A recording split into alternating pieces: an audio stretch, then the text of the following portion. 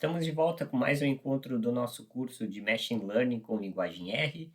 E hoje, no quinto encontro, a gente vai realizar a construção do nosso modelo preditivo. Antes da gente fazer a parte prática, a gente vai ver algumas etapas teóricas para a construção desse modelo preditivo, do início ao fim, até que no final a gente tem aquele modelo pronto, que a gente pode submeter dados e eles nos dar a resposta preditiva disso. A primeira etapa é o pré-processamento dos dados. A gente vai ter uma base de dados, um data frame de um determinado dataset, que a gente vai fazer uma divisão desses dados entre dados de treino, o train, e dados de testes, os test. Geralmente a gente tem, desses 100% desses dados, a divisão de em torno de 70% para cima dos dados de treino, ou seja, um grande volume de dados, e uns 30% desses dados a gente usa para teste, 30%, 25%. A ideia é a gente sempre colocar muitos dados de treino, porque pelo menos na teoria, né, quanto mais situações diferentes para treinar o nosso algoritmo de predição, melhor vai ser a accuracy, ou a acurácia, a precisão dele para responder durante os períodos de testes. Então, são esses dois períodos. A gente vai treinar, depois a gente vai testar, e se a precisão, a accuracy dele ficar boa, através de mecanismos como a Confusion Matrix, que a gente vai gerar ali e vai verificar os números, se essa precisão de acerto do algoritmo for boa, então a gente vai utilizar ele para fazer submissões em cenário de produção. Então, nesse pré-processamento dos dados, a gente tem algumas subcategorias. A Feature Selection, a gente vai selecionar os atributos mais relevantes, que são utilizados para treinar o nosso modelo. Então, de acordo com a regra de negócios que a gente estipulou, através da análise exploratória, como a gente viu no nosso último encontro passado, a gente vai fazer essa regra de negócios e selecionar aquela relação dos atributos que mais importam, ou seja, os mais relevantes, que mais podem ser relevantes aí para resultado final para a classe. No caso dos atributos previsores, a escolha deles, a seleção deles. Feature Engineering, que é a gente vai criar variáveis a partir desse conjunto de dados para melhorar a performance do modelo.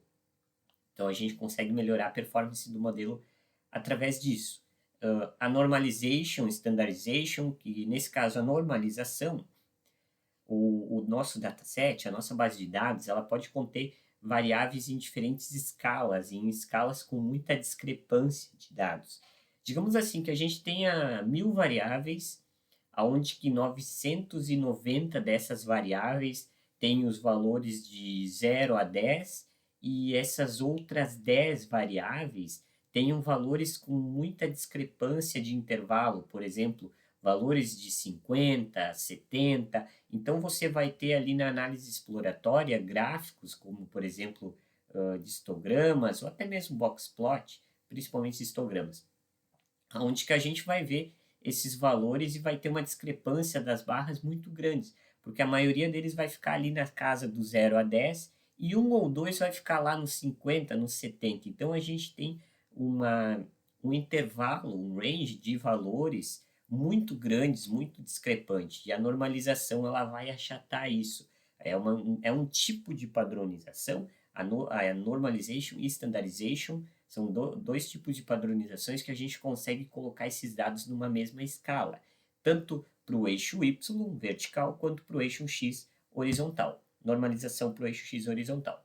Redução de dimensionalidade, então a gente vai também poder reduzir as dimensões, no caso a quantidade de colunas do conjunto de dados. Isso tem a ver muito com a questão do Feature Selection, que tem a ver muito com a questão do conceito de abstração, ou seja, tirar todas aquelas características menos relevantes. Então, na Feature Selection a gente seleciona os atributos, ou seja, na prática, né, as colunas da nossa tabela de Excel mais relevantes. Na redução da dimensionalidade, a gente tira as que são menos relevantes.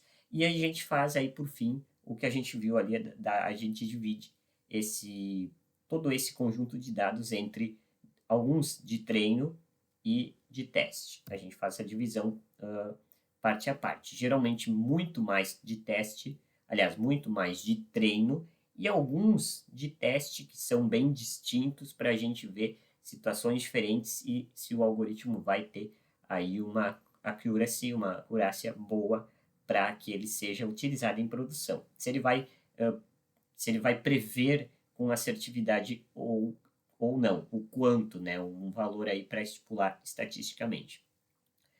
A segunda etapa é a aprendizagem. Então, a gente vai ter um modelo ali, vai ter organizado a preparação do modelo, a gente vai construir esse modelo a partir das nossas bases de treino. Então, a gente tem aquele conjunto de treino, que é onde que a gente tem mais valores, e a gente faz aí umas subetapas, tá? A cross-validation, a gente vai dividir o conjunto de dados em partições, que a gente chama de iterações, alternando entre dados de treino e teste. A gente também vai criar métricas de desempenho para a gente medir a precisão, tá?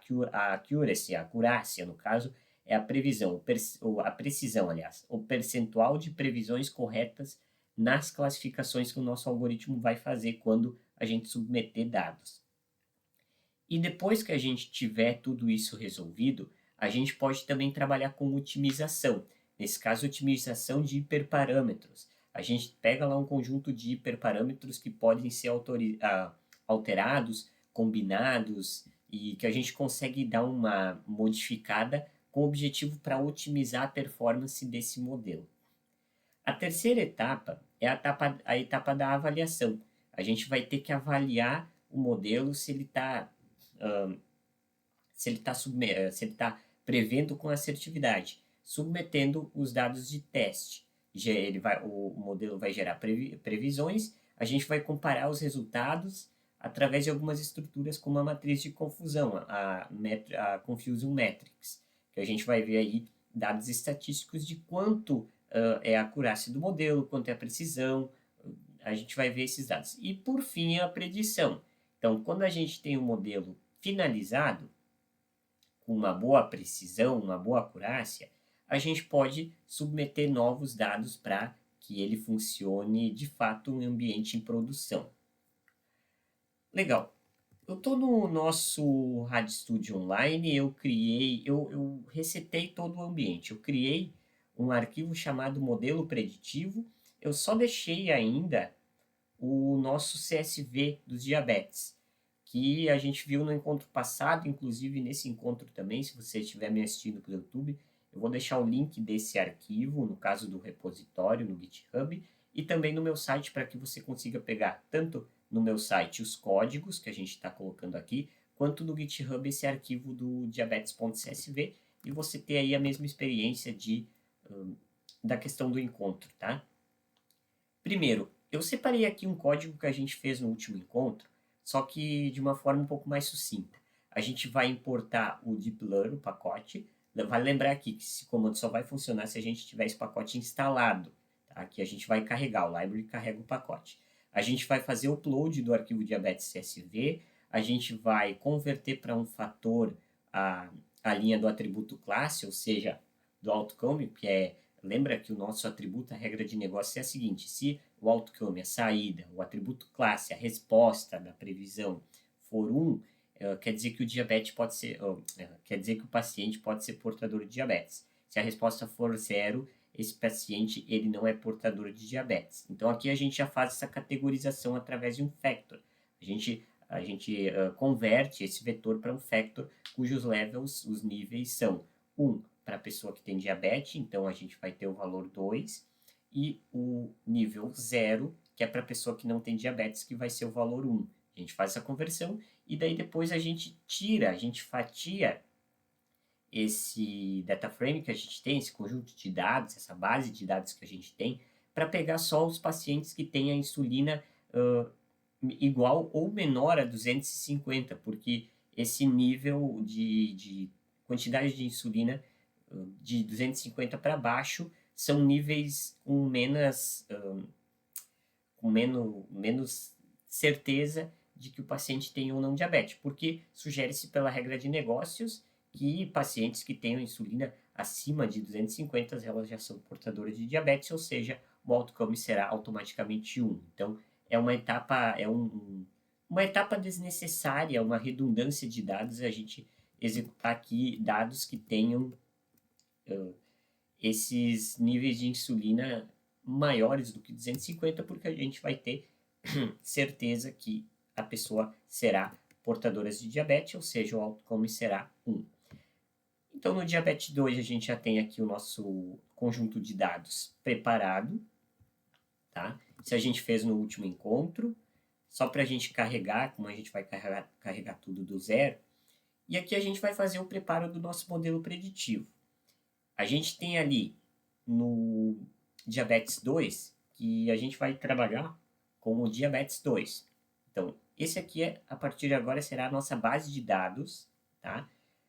Eu posso até colocar aqui um DIN, diabetes 2, para a gente ver quantos dados a gente vai trabalhar. Então, tem 9 colunas, ou seja, 8 características de atributos previsores e um de resposta, que é o atributo classe, e a gente tem 712 registros. Então, a gente vai trabalhar com essa base de dados, que já está personalizada, os dados já estão tratados, não tem colunas faltantes, e também não tem discrepância para a gente aplicar normalização. Então, vale lembrar que essa é uma etapa importante. A gente tem que tratar os dados e deixar tudo padronizado e preenchido e ajustado para a gente chegar nessa etapa aqui. Sugere-se que o modelo já está pronto nesse nosso caso. Caso contrário, a gente precisa fazer essa etapa pós-análise exploratória. Tá? Então, a gente faz o tratamento, a gente faz de novo uma análise e aí sim, está tudo normalizado, padronizado, sem colunas em branco. Aí a gente começa a fazer o preparo do modelo preditivo, separando, nesse caso, o conjunto de treino e teste. Então, a gente vai pegar todo esse conjunto de dados e a gente vai fatiar ele. Nesse nosso caso aqui, a gente vai utilizar 70% dos dados, desses dados, para treino, e o resto, no caso 30%, a gente vai utilizar para fazer testes. A gente vai instalar o pacote CA Tools. Vamos fechar aqui. Limpar aqui o terminal com Ctrl L. Vou selecionar tudo e executar. Tá? A gente importou o pacote. E agora a gente vai criar uma variável index, que a gente vai fazer essa separação. Tá? O ponto 70 quer dizer 70%. Você pode alterar aqui, então, a nossa base de dados, ok? O split. E a gente vai separar aqui por 70%. Você pode trocar aqui o valor, colocar o valor que deseja. Colocando aqui index só para a gente dar uma olhada, o que o split vai fazer? Ele vai separar por verdadeiro ou falso, ou seja, pregnâncias. Ele vai pegar o atributo classe, ou seja, a resposta, e vai setar os verdadeiros e os falsos. Na verdade, não vai ser o atributo classe, vai ser a classificação da nossa repartição aí da base de dados. O true vai para um, o false vai para outro. A gente escolhe. Nesse nosso caso, a gente vai considerar os trues, ou seja, aqueles 70% como os dados de treino, o train, e o resto, que seria false, que só tem o resto, que é 30% dessa quantidade de dados. Tá? Ctrl Shift 2, aqui está tudo anotadinho. Tá? O restante, que são falsos, eles serão usados para teste, que vai ser o restante dos dados. É isso que a gente vai fazer agora. A gente vai executar aqui, ó, dados de treino. Então, a gente tem, a partir de agora, o dataset, no caso, nosso conjunto de dados de treino. E os que são false serão os dados de teste. Então, teste. Eu não vou executar aqui, eu vou pegar na interface gráfica, que vai ser melhor. Se a gente executar ali treino, colocar o header, teste, header, train, a gente vai ver. Tá? Aqui eu coloquei, inclusive, alguns dados para a gente ter uma ideia. Tá? O conjunto inteiro da base de dados, a gente tem 9 colunas, 712 dados. A gente consegue ver aqui, tá? Os dados de treino, a gente tem 498 registros. o de teste 214. A gente consegue ver isso através do dist. Tá? 214 para o teste e para o treino a gente tem 498. Então, é aquela divisão do 70-30. 70 para treino, 30% para teste que a gente fez.